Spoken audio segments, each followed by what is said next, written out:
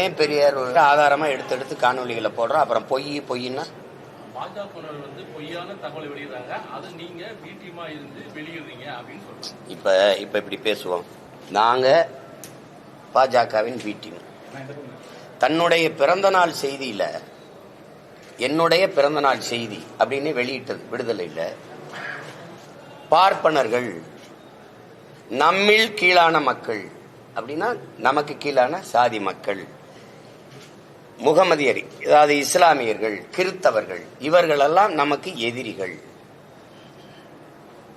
இந்த கும்பல்கள், இந்த குழுக்கள் நமக்கு எதிரானவர்கள். அந்த நமக்குங்கிறதுல யார் நமக்குங்கிறது யார்?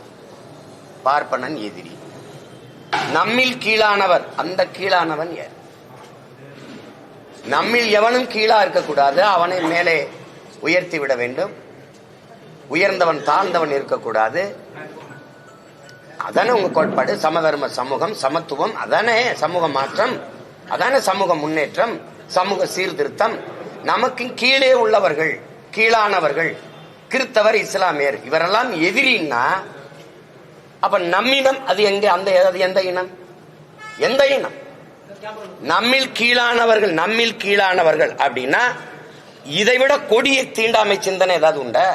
அது யாரு? உங்கள கீழானவன் யாரு? யாருன்னு சொல்லுங்க. அதனால அம்பேத்கர் மாதிரி இல்ல, எனக்கு நான் யாருக்கு அடிமை இல்லை, எனக்கு யாரும் அடிமை இல்லை, அந்த கோட்பாடு மாதிரி இல்லையே.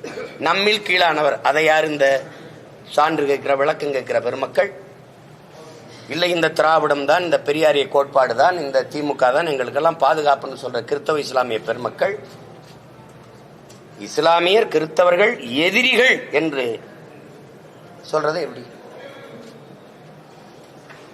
இஸ்லாமியெல்லாம் படிச்சதுனாலதான் நமக்கு வேலை வாய்ப்பு குறைஞ்சு போச்சுன்னு சொன்னதை எப்படி எதிர்க்கிறீங்க? எப்படி எதிர்க்கிறீங்க? பார்ப்பனனுக்கு பயந்து நம்ம இஸ்லாமியர்களுக்கு, முகமதியருக்கு அப்படி கூட சொல்ல, துலுக்கர்களுக்கு கொடுத்த இடஒதுக்கீடு சாணியில கால் வைக்கிறதுக்கு பதிலா பயந்துகிட்டு மலத்துல கால் வச்சதுக்கு சமமாயிருச்சுன்னு சொல்லி சொன்னதை நீங்க எப்படி பாக்குறீங்க? இதுக்கெல்லாம் சான்று கேட்கல. தமிழர் அரசு, தமிழ், தமிழர் என்று பேசுவதெல்லாம் பித்தலாட்ட கருங்காலிகள் பேசுனதுக்கு நீங்க சான்று கேட்கல. தமிழர்னு பேசுறதுதான் இன துவேசம், இன எதிரிகள்னா யாருக்கு எதிரி?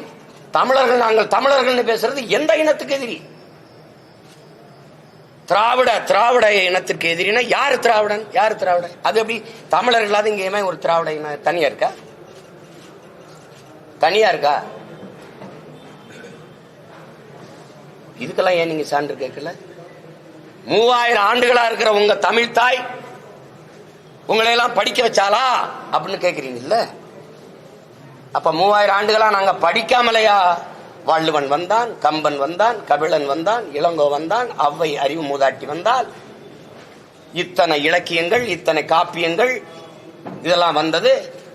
உலகிலே ஆகச் சிறந்த வாழ்வியல் நன்னறி வகுத்து கொடுத்திருக்கான் வள்ளுவன். உலகம் புற கொண்டாடிக்கிட்டு இருக்கும்போது அது மலம்னு சொல்றது.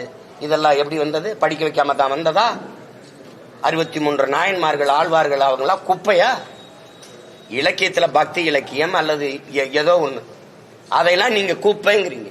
வள்ளுவன் ஒரு முட்டாப்பைய, கம்பன் ஒரு முட்டாப்பைய, அவன் ஒரு எதிரி, இளங்க ஒரு எதிரி, இதெல்லாம் எதிரிங்கிறீங்க. படிக்கவே இல்லைன்றீங்க. நாங்க கல்வி சிறந்த தமிழ்நாடு, புகழ் கம்பன் பிறந்த தமிழ்நாடுங்கிற பாரதி.